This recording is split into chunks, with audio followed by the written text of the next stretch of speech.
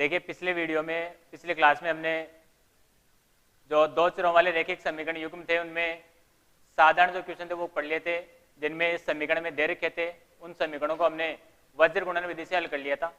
आगे जो हम क्वेश्चन करने वाले हैं उसमें आपको पहले जो समस्या दे रखी है उस समस्या से समीकरण युग्म बनाना है, और समीकरण युग्म बन जाएगा तो उसके बाद में हमें समीकरण को हल करना है। और हल करने के लिए यहाँ क्वेश्चन में कोई यहाँ प्रतिबंध नहीं है कि आपको कौन सी विधि से करना है। क्वेश्चन में साफ साफ लिखा हुआ कि किसी बीजगणितीय विधि से हल ज्ञात कीजिए, यानी किसी भी बीजगणितीय विधि से आप हल ज्ञात कर सकते हैं। तो बीजगणितीय विधि का मतलब क्या हो गया, ग्राफ विधि के अलावा जो भी अपनी तीन विधियां बच गई वो तीनों विधियां कैसी है, बीजगणितीय विधियां, जिसमें प्रतिस्थापन, विलोपन और वज्र गुणन विधि तीनों हमने पढ़ ली है। तो देखिए जो समस्या दे रखी है उस समस्या के अकॉर्डिंग हम क्या बनाते हैं, सबसे पहले समीकरण बनाते हैं।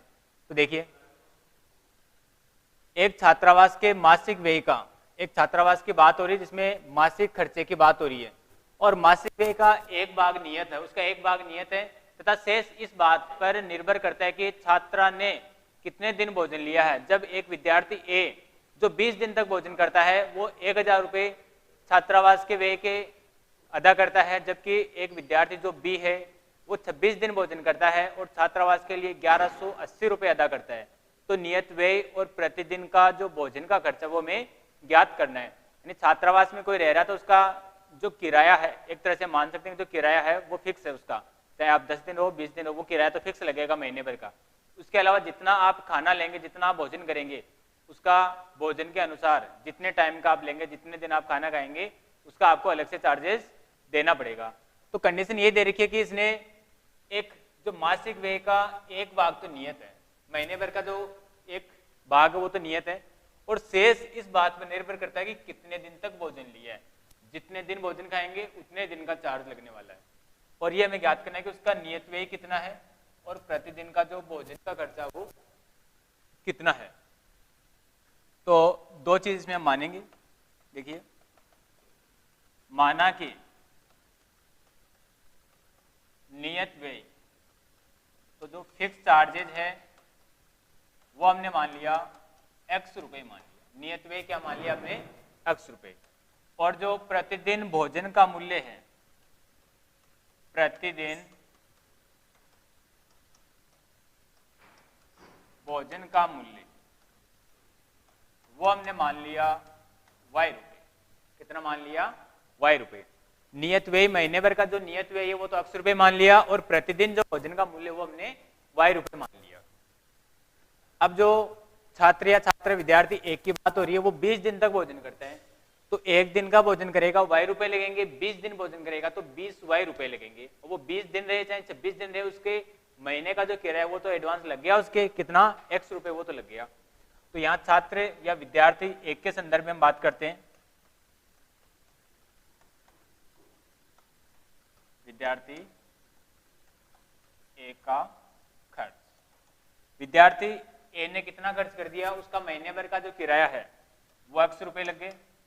फिर वो विद्यार्थी वो 20 दिन भोजन करता है और 1000 रुपये चुकाता है, यानी भोजन का मूल्य कितना हो गया, 20 y हो जाएगा, और कितना मूल्य चुका रहा है, वो कितना मूल्य चुका रहा है, 1000 रुपये चुका रहा है। तो ये हो गया अपना समीकरण 1। अब इसको मैं यहीं पे थोड़ा सरल कर लेता हूँ, क्योंकि आगे सरल करना है हमें, यहाँ से मैं x का मान प्राप्त कर लूँ क्या। चलो दूसरे समीकरण की बात करते हैं, एक बार कर लेंगे जैसे आवश्यकता पड़ेगी।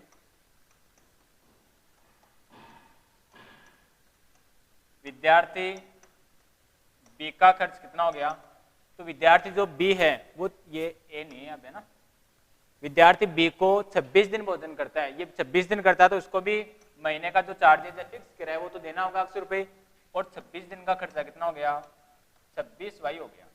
इस प्रकार से कुल मूल्य कितना हो गया, 1180 रुपये हो गए। कितना हो गए, 1180 रुपये। ये हो गया समीकरण 2। देखो ये प्रतिस्थापन से भी आसानी से हो जाएगा। यहाँ x का मान है, x का मान ज्ञात कर लेंगे, 20 उधर भेज देंगे, जो x का मान है उसको यहाँ प्रतिस्थापित करते अपना उत्तर आ जाएगा, y का मान आ जाएगा। या फिर दोनों समीकरणों को घटाकर यानी विलोपन विधि से भी कर सकते हैं। घटाएंगे तो यहाँ x के गुणांक समान है, x से x क्या हो जाएगा, घटाएंगे तो माइनस हो जाएगा, यानी कैंसिल हो जाएगा। तो घटाने वाली स्थिति से कर लेते हैं, समीकरण 2 में से समीकरण 1 घटाने पर, समीकरण 2 में से समीकरण 1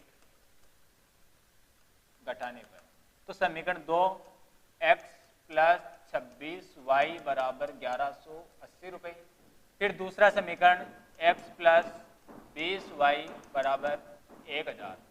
दोनों समीकरणों को घटा रहे हैं, घटाने के लिए क्या करते हैं, चिन्ह चेंज, यानी माइनस हो जाएगा, minus minus minus, x minus x क्या हो गया, यहाँ पे कैंसिल हो गया। तो क्या बच गया, 26y माइनस 20y। 26y में से 20y घटाएंगे, अरे 26y में से 20y घटाने पर क्या आ जाएगा, 26y में से 20y घटा दिया तो क्या बच गया, 6y। 1180 में से 1000 घटा दिया तो कितना आ गया, 180। तो यहाँ से y बराबर 6 गुणा में था, इधर है तो भाग में, तो 180 बटे 6, 6 18 और एक भाग टूटने का 0, यानी y का मान कितना आ गया, 30 आ गया।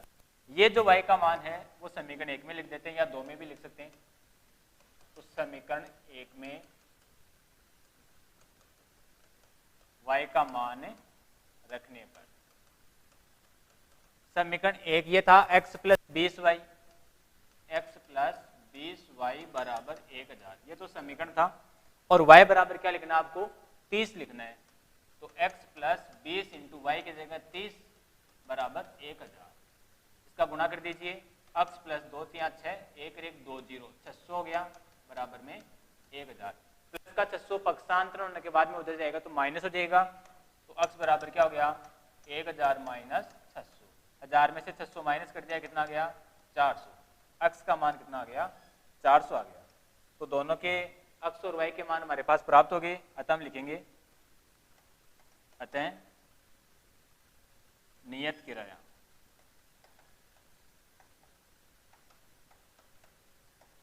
तो नियत किराया हमने क्या माना था, x, और इसकी वैल्यू कितनी आ गया आपके पास, 400। तो नियत किराया कितना आ गया, 400 रुपये। और प्रतिदिन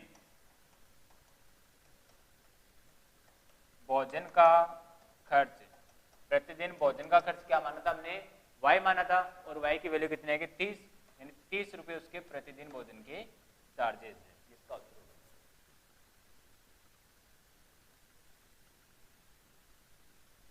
सेकंड देखिए, इसी में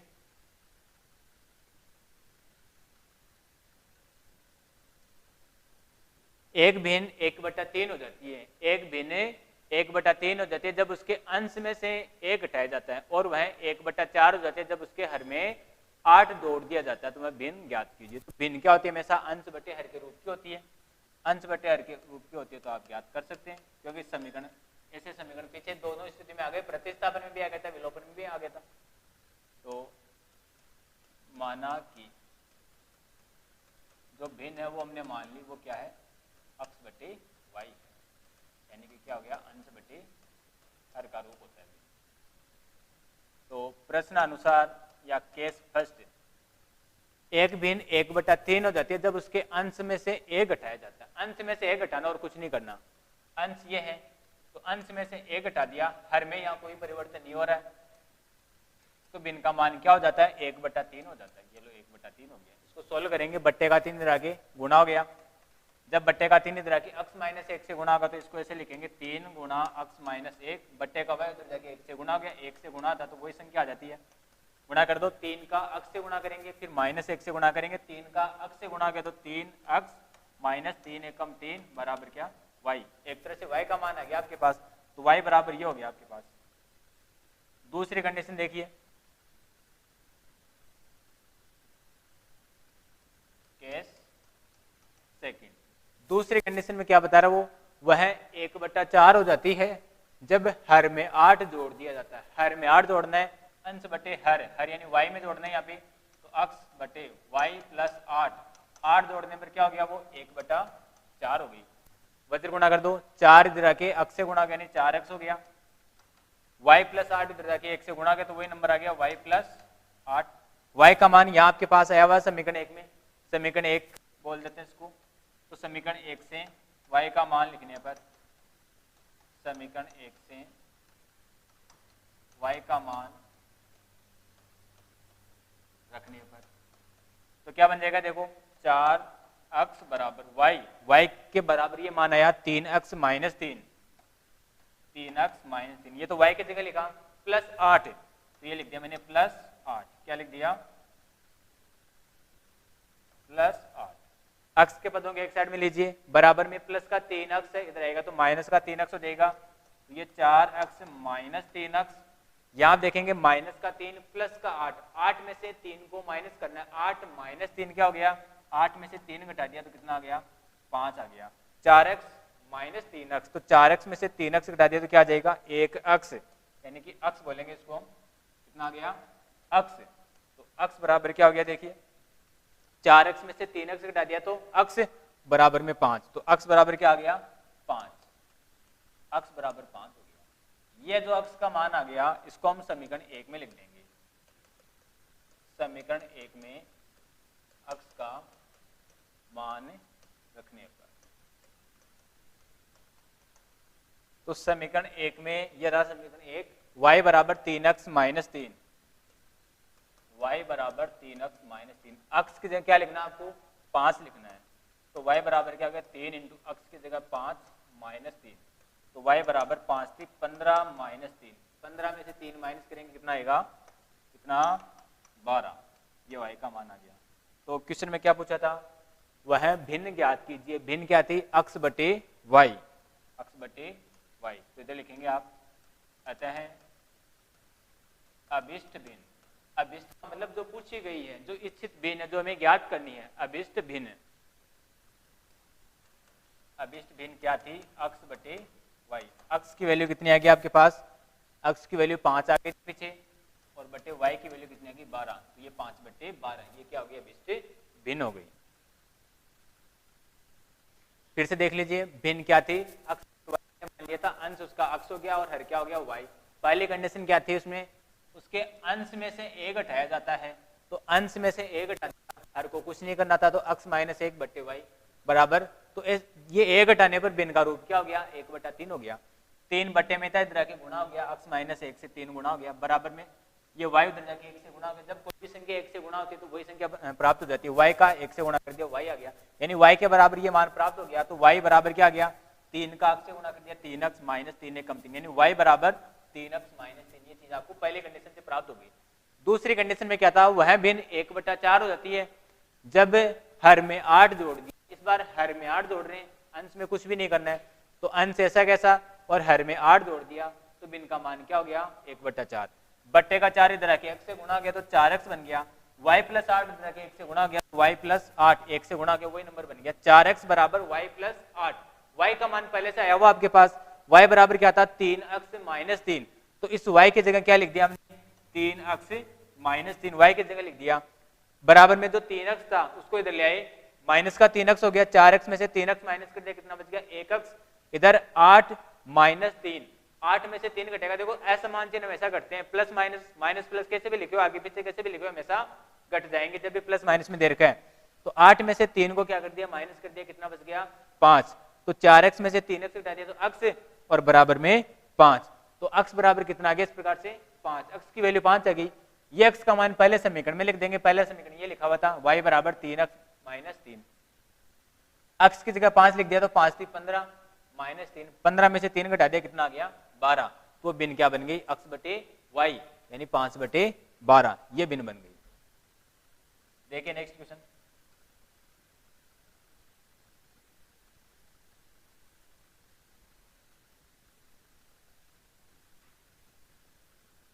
देखो इसको ध्यान से,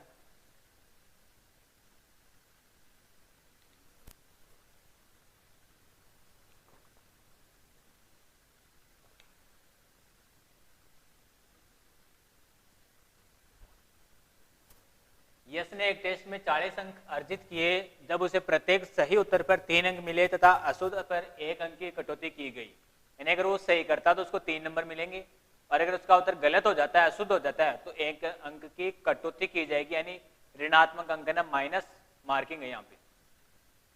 यदि उसे सही उत्तर पर 4 अंक मिलते और अशुद्ध उत्तर पर 2 अंक करते, यानी माइनस मार्किंग कितने हो जाती, 2 अंक की हो जाती, तो यश को उसको 50 अंक प्राप्त होते सेकंड कंडीशन में, तो बताओ कि कितने परसेंट थे, यानी जो उसने प्रश्न किए वो कुछ तो सही हो गए और कुछ उसके अशुद्ध हो गए, दोनों को मिलाकर अगर हम जोड़ेंगे तो वो हमारे पास क्या प्राप्त हो जाएगा, कुल प्रश्नों की संख्या आ जाएगी। यहाँ पर हम क्या मानेंगे, दो सही किए वो और गलत किए वो, यानी शुद्ध प्रश्न और अशुद्ध प्रश्न।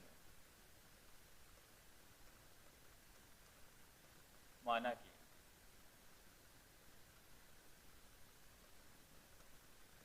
सही जो उसने प्रश्न करे उनमें से सही उत्तरों की संख्या, सही उत्तर कितने करे उसने, अक्स उसके सही उत्तर हो गए 5 क्वेश्चन उसके सही हो गए, 10 क्वेश्चन उसके सही हो गए, तो ऐसे सही उत्तर कितने हो गए, मैंने मान लिया कि अक्स जो उसके क्वेश्चन थे वो सही हो गए। और जो अशुद्ध है, अशुद्ध उत्तरों की संख्या, अशुद्ध कितने हो गए, उसके जो वाई क्वेश्चन है वो उसके रॉन्ग हो गए, अशुद्ध हो गए। तो प्रश्न अनुसार या प्रथम शर्त से, प्रथम शर्त से देखिए ध्यान से, यश ने एक टेस्ट में 40 अंक प्राप्त करे, जब उसे प्रत्येक सही उत्तर पर 3 अंक मिले तो उसने सही उत्तर कितने किए, अक्स जो क्वेश्चन वो सही किए, तो अक्स प्रश्नों के 3-3 नंबर मिलेंगे, यानी 3 अक्स। यहाँ अक्स का मतलब है जैसे 5 क्वेश्चन सही हो गए तो अक्स की जगह 5 लिखूंगा, अगर उसने 10 क्वेश्चन सही कर दिए तो अक्स का मतलब 10 हो गया। तो एक क्वेश्चन का उसको 3 नंबर मिलता है, तो 10 क्वेश्चन का कितना मिल गया, एक क्वेश्चन के जब 3 नंबर मिलते हैं तो 10 क्वेश्चन के 30 नंबर हो गए, यानी 10 या 30 हो गया। तो यहाँ अक्स गुणा 3 हो जाएगा, अक्स गुणा 3 हो गया। और जो नंबर कटेंगे अशुद्ध उत्तर के, उसके अंक कटेंगे तो यहाँ प्लस नहीं होगा, वो क्या हो जाएगा, माइनस हो जाएगा। ऐसे समझो, आपने क्वेश्चन करे, क्वेश्चन नंबर 1 2 3 4, ये आपका सही है, ये सही है, ये गलत हो गया और ये सही है। यहां पर मैं बोलता हूं कि जो आपने सही करे, आप जब सही करोगे तो आपको 2 अंक मिलेंगे, और आपका क्वेश्चन अगर गलत हो जाएगा तो उसमें 1 अंक कट जाएगा। कट जाएगा का मतलब क्या हो जाएगा, माइनस हो जाएगा। तो यहाँ आपका एक क्वेश्चन सही है तो इसमें आपको 2 नंबर मिल गए, दूसरा क्वेश्चन सही है इसमें आपको 2 नंबर मिल गए, तीसरा क्वेश्चन रॉन्ग हो गया तो 1 अंक यानी -1 हो जाएगा, फिर चौथा क्वेश्चन आपका सही है तो उसमें 2 अंक आपको मिल गए। तो सही कितने हो गए, 3 सही हो गए, तो 3 गुणा 2 नंबर मिलेंगे, तो 3 गुणा 2। फिर एक गलत हो गया, तो एक क्वेश्चन गलत हो गया, उसकी माइनस मार्किंग कितनी, 1 अंक की थी। अब उसको या तो यहाँ माइनस करो या फिर माइनस यहाँ घटा दिया, तो यहाँ माइनस करने की आवश्यकता नहीं। तो 3 दूनी 6 नंबर मिले, 6 में से 1 अंक आपका कट गया, तो वास्तव में नंबर कितने प्राप्त होंगे आपको, 5। आपके 3 सही हो गए, 3 सही होते ही कितने अंक मिले आपको, 3 दूनी 6 अंक मिल गए, लेकिन एक गलत हो गया, वो गलत होने की वजह से 1 अंक कट जाएगा, जितने आपके आगे 6 उसमें से कटेगा, आपके 6 अंक आ गए तो उसमें से एक जो माइनस मार्किंग थी वो कटेगा, तो 6 में से 1 कटेगा, 6 में से 1 कटेगा तो कितने अंक प्राप्त हुए आपको, 5 ही प्राप्त होंगे। इस प्रकार से माइनस मार्किंग होती है, यानी जो आपने अंक प्राप्त करे ना उसमें से कम हो जाएगा, जितने आपके आ गए उसमें से कम हो जाएगा। तो 3 अक्स ये तो उसके सही हो गए, और गलत कितने थे, वाई पे उसके कितने कट रहे हैं, 1 अंक की कटौती होती है, तो 1 गुणा वाई, ये केवल आपको समझाने के लिए लिखा है, यहाँ 1 की लिखने की आवश्यकता नहीं है। इस प्रकार से कुल अंक कितने हो गए उसके, 40 हो गए। यहाँ से y का मान प्राप्त कर लेते हैं, आगे प्रतिस्थापन में जैसे कर लेंगे, इसको माइनस वाई को उधर भेज देंगे, किसमें हो जाएगा, प्लस वाई हो जाएगा। तो क्या लिखेंगे इसको, 3 अक्स 40 इधर आ गया, -40 बराबर y, यानी इसको थोड़ा व्यवस्थित क्रम में लिखे, तो y को पहले लिखूंगा मैं, तो y बराबर क्या आ गया, ये पूरा ही पद उधर लिख दिया मैंने। जब पूरा ही पद एक साइड से दूसरी साइड में जाता है तो उसको पक्षांतर करना नहीं बोलते हैं। तो ये क्या आ गया, 3 अक्स -40, ये y का मान आ गया, ये समीकरण 1 हो गया। दूसरी कंडीशन में क्या दे रखा, देखो, यदि उसे सही उत्तर पर 4 अंक मिलते और अशुद्ध पर 2 अंक की कटौती हो जाती है। दूसरी शर्त,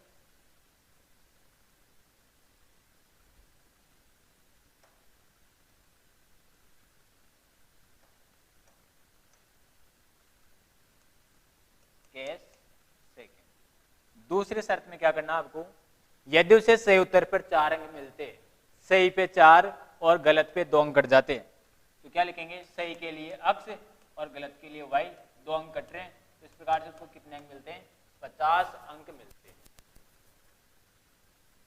सही पे 4 अंक मिल रहे हैं और गलत पे 2 अंक कट रहे हैं, तो माइनस कर दिया, और कुल अंक कितने हो गए उसके, 50 हो गए। इस समीकरण को थोड़ा व्यवस्थित करने के लिए देखो, 2 कॉमन ले लिया हमने, 2 कॉमन ले लिया तो ये क्या बच गया, 2 अक्स माइनस वाई बराबर 50। ये 2 जो गुणा में हो गया उधर पे इसे भाग में हो जाएगा, तो यहाँ से 2 अक्स माइनस वाई बराबर 50/2, ये डायरेक्ट आप मन में भाग लगा के लिख सकते हैं, हर स्टेप को इतनी बारीकी से लिखने की आवश्यकता नहीं होती है। 2 अक्स माइनस वाई बराबर क्या आ गया, 25 आ गया। समीकरण 2, वाई का मान पहले वाले समीकरण में आया हुआ है, तो समीकरण 1 से y का मान लिख दो आप। समीकरण 1 से y का मान रखने दो। तो ये 2x माइनस y की जगह क्या लिख दो 3x माइनस 40। y की जगह पूरा मान लिखेंगे तो पूरे मान को ब्रैकेट में बंद करेंगे। 3x माइनस 40 बराबर में क्या लिखा हुआ है 25।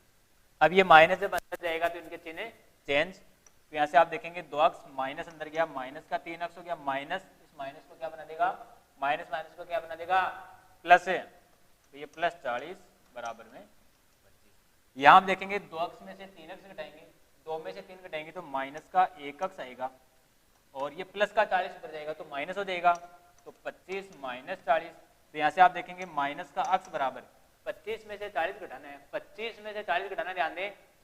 तो 25 में से 40 घटाएगा तो माइनस का आएगा कितना माइनस के 15 आ जाएंगे।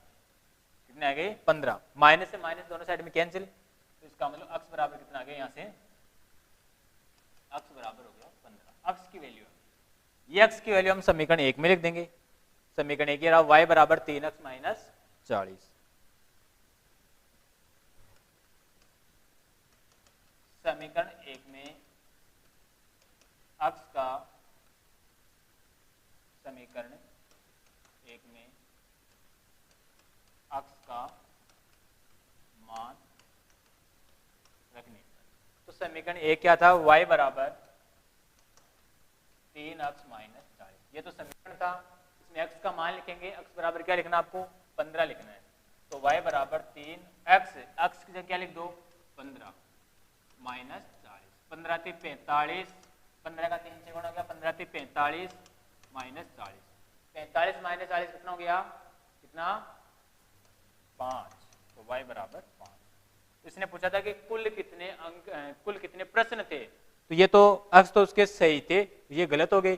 तो कुल प्रश्नों की संख्या कितनी होगी दोनों को जोड़ने से आ जाएगा। इसलिए कुल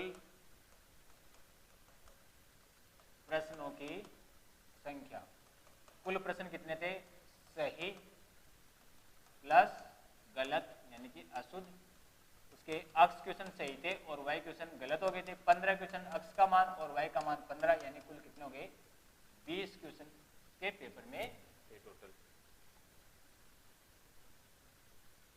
बहुत ही इजी क्वेश्चन था, कोई वैसे विशेष नहीं था। लेकिन ये जो कटौती की गई इस चीज का इसमें ध्यान रखना आपको। जब नंबर कटेंगे तो वहां पे आपको क्या करना है ऋणात्मक अंकन करना है, माइनस मार्किंग करनी है। तो उसमें प्लस नहीं होगा, क्या होगा माइनस होगा। जब भी माइनस मार्किंग होगी वहां पे उस कंडीशन में आपको क्या करना होता है माइनस करना होता है। सही उत्तर उसके अक्स थे तो 3 अक्स हो गए, अशुद्ध उत्तर उसके वाई थे। तो पहले कंडीशन में एक अंक कट रहा था तो 1 वाई माइनस हो गया। तो 3 अक्स माइनस वाई बराबर 40। यहाँ से y का मान प्राप्त कर लिया, माइनस वाई को उधर भेज दिया, प्लस का y हो गया, प्लस का 40 इधर आके माइनस का 40 हो गया, यानी 3x माइनस 40 बराबर y। तो ये y का मान आ गया, y के बराबर ये हो गया। पहले लिखा मैंने इसको y बराबर 3x माइनस 40। फिर दूसरी कंडीशन अप्लाई कर दी हमने। दूसरी कंडीशन में क्या बन गया 4x माइनस 2y बराबर 50। यहाँ से 2 कॉमन ले लिया, 4 में से 2 कॉमन ले लिया, 2 बच गया। 2y में से 2 कॉमन ले लिया, 1y बच गया, इधर 50। 2 गुणा में था उधर भेज दिया, भाग में हो गया। 50 में 2 का भाग लगा दिया, 25 आ गया। y 2x माइनस y बराबर 25। ये समीकरण 2 प्राप्त हो गया। यहाँ पर जो y है वो पीछे वाले समीकरण से हमने मान लिख दिया। 2x माइनस की जगह माइनस y की जगह क्या लिख दिया 3x माइनस 40। ये y का मान लिख दिया समीकरण से, बराबर में 25। ये माइनस जब अंदर जाएगा तो चिन्ह बदल गया, माइनस का 3x माइनस माइनस को प्लस बना देगा, 40 बराबर में 25। 2x माइनस 3x, 2 में से 3 घटा दिया, माइनस का x प्लस का 40 उधर गया तो माइनस हो गया, 25 माइनस 40। 25 में से 40 माइनस कर दिया, माइनस का 15 आया। दोनों साइड माइनस से माइनस क्या हो गया कैंसिल हो गया। तो x बराबर क्या आ गया 15। x का मान हमने पीछे वाले समीकरण 1 में लिख दिया 3x माइनस 40। तो 3x x की जगह 15 लिख दिया, 15 × 45, 45 में से 40 घटा दे क्या आ गया y का मान आ गया। इस प्रकार से x और y उसके सही और गलत उत्तरों की संख्या हो गई, यानी कुल प्रश्न कितने हो गए थे 20 हो गए थे।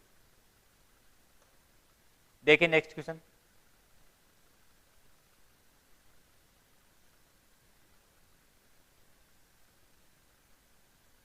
ध्यान से देखना, देखिए अच्छा क्वेश्चन है। आप तक जितने क्वेश्चन आगे उनसे अलग हटके क्वेश्चन है ये।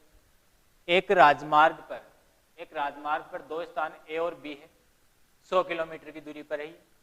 एक कार ए स्थान से और दूसरी कार बी से एक ही समय चलना प्रारंभ होती है, यदि ये कारें भिन्न भिन्न चालों से एक ही दिशा में चलती है तो वे 5 घंटे के पश्चात मिलती है,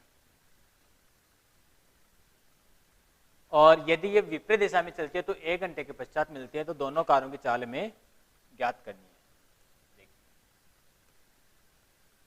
समझने की कोशिश करें, क्वेश्चन समझ में आ जाएगा। कोशिश नहीं करेंगे क्वेश्चन समझ में नहीं आएगा। अच्छा क्वेश्चन, खतरनाक क्वेश्चन इसको बोल सकते हैं। ध्यान दें, ये स्थान ए और ये स्थान बी, स्थान ए और ये हो गया स्थान बी। इन दोनों स्थानों के बीच की दूरी कितनी है? 100 किलोमीटर। दोनों स्थानों के बीच की दूरी कितनी है? 100 किलोमीटर।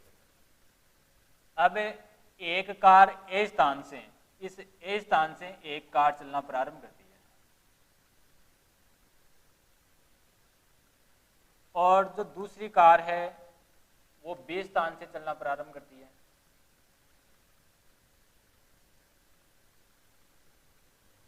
इनकी चाल अलग अलग है, एक फास्ट है, एक थोड़ी धीमी है। इस प्रकार से यदि ये कारें भिन्न भिन्न चालों से एक ही दिशा में चलती है तो वे 5 घंटे पश्चात मिलती है।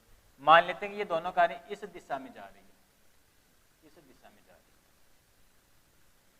ये 5 घंटे पश्चात मिलेगी। इसका मतलब क्या हुआ? ये जो कार है,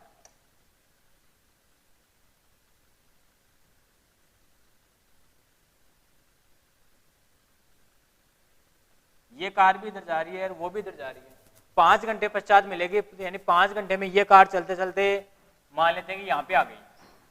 जो रेड वाली कार है, ए वाली कार है, वो चलते चलते यहाँ पे आ गई। ये इस बी को मिलेगी कैसे? यानी ये बी भी वहां तक ही पहुंची अभी, तो ये बी कार भी कहां पर आ गई? ये बी कार यहां तक आई। जो दूसरी कार है वो भी यहां तक आई है, तभी तो ये एक जगह मिलेगी ना। ये बी कार होगी, लेकिन ये जो बी कार है वो भी 5 घंटे चली, और ए कार है वो भी 5 घंटे चली, और वो दोनों एक जगह मिल जाती है। इसका मतलब क्या हुआ? जो ए कार है वो 100 किलोमीटर चली, पहले 100 किलोमीटर चली, फिर इसके आगे इतनी दूरी और चली, ये वाली दूरी। जब बी कार ने कितनी दूरी तय करी है? बी कार ने तो केवल ये वाली दूरी तय करी है, यहां से यहां तक ही तो आई बी कार तो, जबकि ए कार को इधर 100 किलोमीटर ज्यादा चलना पड़ा, प्लस जितनी दूर में बी कार चली उतनी दूर में ए कार चली। यानी ये दूरियां तो दोनों ने कॉमन तय करी है। ए कार ने यहां से यहां तक ये 100 किलोमीटर वाली दूरी ज्यादा तय करी, यानी एक जो ए कार है वो ज्यादा फास्ट जाके पहले 100 किलोमीटर चली, फिर उसके आगे तक बढ़ी, जबकि जो बी वाली कार है वो 20 स्थान से धीरे धीरे आगे तक चली है वो, तभी तो वो वहां पे मिलेगी। यानी बी की स्पीड थोड़ी कम है और ए की स्पीड ज्यादा है, ऐसे मान लिया हमने। वो 5 घंटे पश्चात मिल जाती है जब वो एक ही दिशा में जाती है। तो दूसरी कंडीशन क्या है? यदि वे विपरीत दिशा में चलती है, तो 1 घंटे पश्चात मिलेगी। विपरीत दिशा में जाने का क्या मतलब हो गया? तो पहली कंडीशन हो गई। दूसरी कंडीशन ये है कि जैसे ये ए कार है, ये जो ए कार है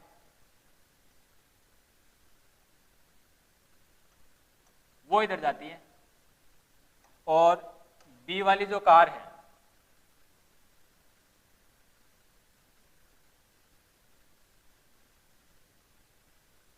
वो विपरीत दिशा, ये इधर आती है।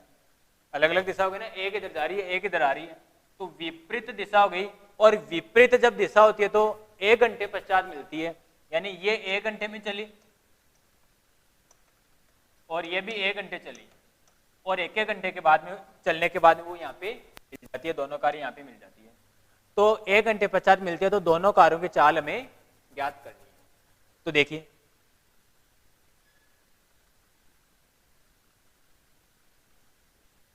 डायग्राम को ध्यान में रखने के लिए यहां बना रहा हूं, ये ए बी और ये यहां पे मिल गई दोनों कार, ए और बी।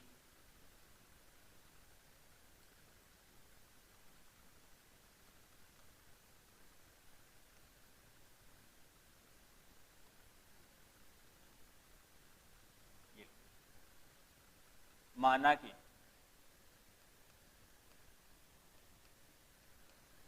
जो स्थान ए है उसी को हम कार ए भी बोल देते हैं। माना कि स्थान ए वाली कार की चाल, ए पर जो गाड़ी है, जो कार है, उसकी चाल हमने मान ली अक्स किलोमीटर प्रति घंटे, एवं बी स्थान वाली कार की चाल, दूसरी जो कार है उसकी हमने मान ली वाई, इसकी अक्स है, उसकी वाई है, वाई किलोमीटर प्रति घंटा। ये एक घंटे की चाल हो गई, तो 5-5 घंटे चल रही है वो, तो 5 घंटे में कितनी चलेगी?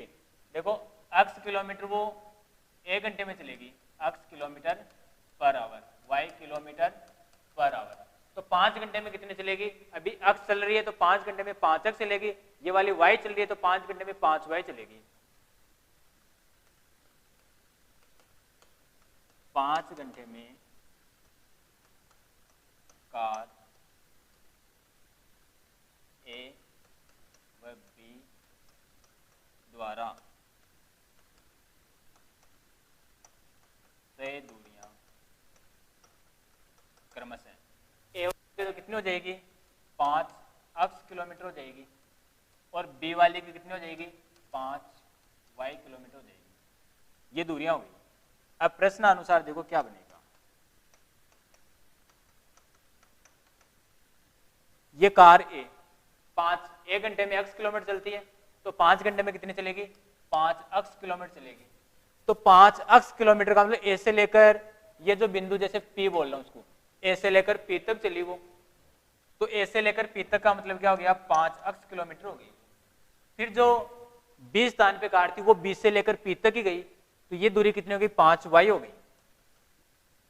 इसका मतलब जो ए स्थान वाली कार है वो यहां से लेकर यहां तक ज्यादा चली है, ये दूरी 100 किलोमीटर की दूरी ज्यादा चली है, यहां से यहां तक गई पहले तो, फिर यहां तक आ गई। बी ने क्या किया? केवल यहां से यहां तक ही चली वो। इसका मतलब क्या? जो ए वाली कार वो ए से लेकर बी तक एक्स्ट्रा चली है बी के बजाय, और ए से लेकर बी तक की दूरी कितनी थी? 100 किलोमीटर, यानी बी ए वाली कार वो 100 किलोमीटर ज्यादा चली, इनका अंतर हो गया 100 किलोमीटर। यहां से 5 कॉमन आ गया, 5 कॉमन आ गया, तो अक्स माइनस वाई बराबर कितना हो गया? 100। 5 गुणा में उधर जाएगा, भाग में हो जाएगा, अक्स माइनस वाई बराबर 5 का भाग लगा दिया, 100/5, यानी 5 दूनी 10 तो 20 हो गया। अक्स माइनस वाई बराबर क्या आ गया? 20। अक्स माइनस वाई बराबर 20, इसको बोलेंगे समीकरण 1। अब दूसरी कंडीशन क्या थी? देखो दूसरी कंडीशन ये थी, यदि वे विपरीत दिशा में चलती हैं, एक इधर जा रही है दूसरी इधर आ रही है, विपरीत दिशा में जाती है तो 1 घंटे बाद मिलेगी, तो 1 घंटे में ये तो अक्स किलोमीटर चल रही है और 1 घंटे में ये वाई किलोमीटर चल रही है, तो ये अक्स किलोमीटर जाएगी, ये वाई किलोमीटर आएगी, तो ए स्थान से बी स्थान तक ये दोनों मिल गई का मतलब दोनों ने कुल दूरी तय कर ली, तो इधर वाले ने अक्स कर ली, इधर वाले ने वाई कर ली, तो दोनों की जो टोटल दूरी है, टोटल डिस्टेंस वो कितनी हो गई? 100 किलोमीटर हो गई। तो के सेकंड क्या हो गया?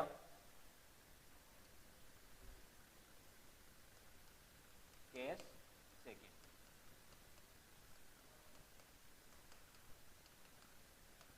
विपरीत दिशा में चलने पर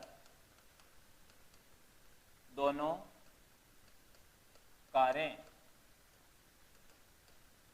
1 घंटे में मिलती है, अर्थात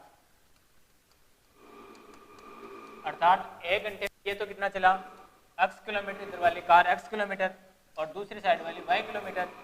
देखो ये 100 किलोमीटर है, तो यहां से मैं यहां तक आ गया, दूसरा वाला यहां से यहां तक आ गया, तो ये कुल दूरी कितनी हो गई?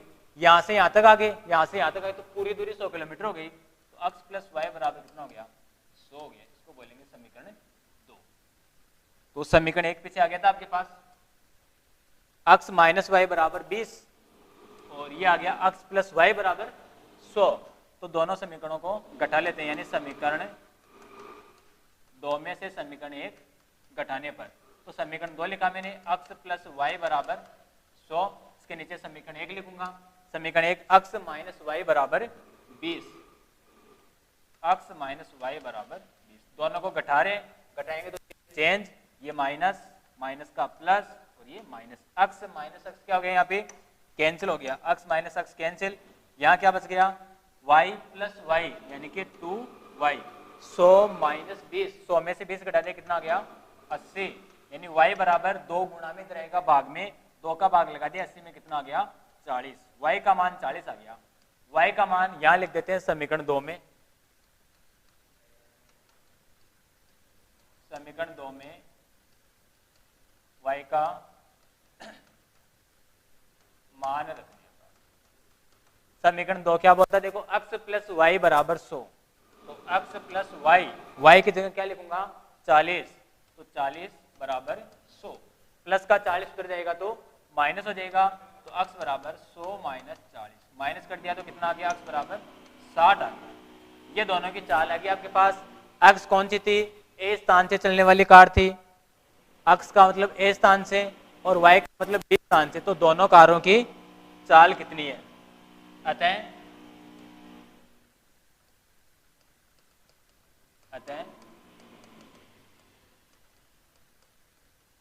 दोनों कारों की चाल क्रमशः x और y, तो x कितना आ गया था 60 और y कितना आ गया 40, 60 किलोमीटर पर आवर व 40 किलोमीटर पर आवर यानी प्रति घंटा है, ये उनकी चाल हो गई।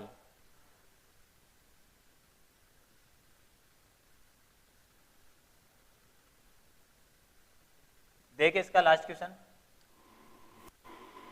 लास्ट क्वेश्चन क्या पढ़ेंगे, लास्ट क्वेश्चन, एक आयत का क्षेत्रफल 9 वर्ग इकाई कम हो जाता है यदि उसकी लंबाई 5 इकाई कम कर दी जाती है और चौड़ाई 3 इकाई बढ़ा दी जाती है। यदि हम लंबाई को 3 इकाई और चौड़ाई को 2 इकाई बढ़ा दें तो क्षेत्रफल में 67 वर्ग इकाई बढ़ जाता है। लास्ट क्वेश्चन आपका देख लीजिए, इसको भी कंप्लीट कर लेते हैं। आयत का क्षेत्रफल, तो आयत की लंबाई और चौड़ाई विमाई ज्ञात करें, तो लंबाई और चौड़ाई हम कुछ मान लेते हैं, माना कि आयत की लंबाई, लंबाई मान ली हमने x इकाई या मीटर सेंटीमीटर कुछ दिया हुआ नहीं है, इसलिए हम क्या मानेंगे इकाई लिखेंगे। आयत की लंबाई x इकाई और चौड़ाई क्या मान लेते हैं y इकाई। क्योंकि आयत का क्षेत्रफल क्या होता है, इसलिए आयत का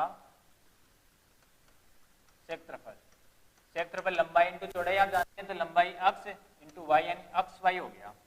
अब इसमें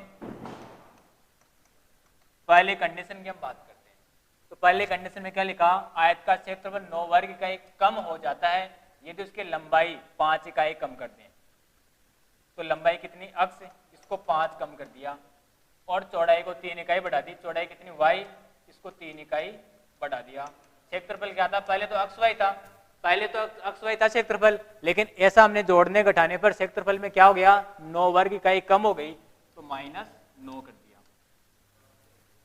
इकाई हम लास्ट में लिखेंगे। इनका गुणा करो, x का y से गुणा हो गया xy, x का 3 से गुणा हो गया 3x, दो ब्रैकेट गुणा करना आप जानते हैं, -5 का y से गुणा होगा तो माइनस का 5y, माइनस प्लस गुणा के -5 थी 15 बराबर xy -9, दोनों साइड xy के पद है तो दोनों साइड xy से xy का पद क्या हो गया कैंसिल, यहाँ क्या बच गया, यहाँ बच गया आपका 3x -5y, -15 को उधर भेज दो प्लस हो जाएगा, अरे -15 उधर जाके प्लस हो जाएगा, तो क्या बनेगा प्लस का 15 -9, 15 में से 9 घटाएंगे कितना देगा, 15 में से 9 घटा दिया तो क्या आ गया 6, 3x -5y बराबर 6, ये समीकरण 1 आ गया आपका।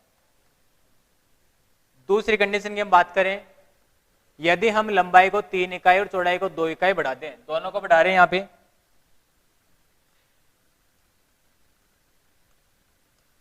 केस सेकंड, देखो ये लंबाई और ये क्या थी चौड़ाई, और पहले क्षेत्रफल हमारे पास क्या था xy, तो क्या हो गया था, देखो लंबाई को 3 इकाई और चौड़ाई को 2 इकाई बढ़ा दे, 3 और 2 बढ़ाएंगे तो 67 वर्ग इकाई बढ़ गया। इसको 3 बढ़ा दिया, इसको 2 बढ़ा दिया, तो क्षेत्रफल 67 वर्ग इकाई बढ़ गया। सरल करो, अक्ष का y से गुना हो गया अक्ष y, अक्ष का 2 से गुना हो गया 2 अक्ष, फिर 2 का गुना करेंगे तो प्लस के 2y प्लस 2 दूनी 4 बराबर अक्ष y प्लस 67। दोनों साइड अक्ष y से अक्ष y क्या हो गया, अक्ष y से अक्ष y कैंसिल हो गया, क्या बच गया, इधर से 2 अक्ष प्लस 2y प्लस 4 उधर जाएगा तो माइनस हो जाएगा, तो 67 माइनस 4, 67 माइनस 4 कितना हो गया, 2 अक्ष प्लस 2y, 67 में से 4 घटा दिए तो 63 हो गई। ये हो गया समीकरण 2। तो समीकरण 1 और 2 हमने प्राप्त कर लिए। दोनों समीकरणों का आप सरल करेंगे, 3x माइनस 5y बराबर 6, इसको मैं आगे लिख लेता हूँ, 3x माइनस 5y बराबर 6, 3x माइनस 5y बराबर 6, ये समीकरण 1। और दूसरा समीकरण ये आपके पास 2x प्लस 2y बराबर 63। ये दो समीकरण मैंने लिख दिया आपको। दोनों समीकरणों का आप किसी भी विधि से हल कर सकते हैं और हल करके x और y के मान प्राप्त करेंगे, वो इसकी क्या हो जाएगी, विमाएँ हो जाएगी। अर्थात जो x का मान हो जाएगा वो तो क्या लिख देंगे आप, लंबाई, और जो y का मान प्राप्त होगा वो क्या हो जाएगी, इसकी चौड़ाई हो जाएगी। तो ये आप प्राप्त कर लेंगे, किसी भी विधि से कर लेंगे।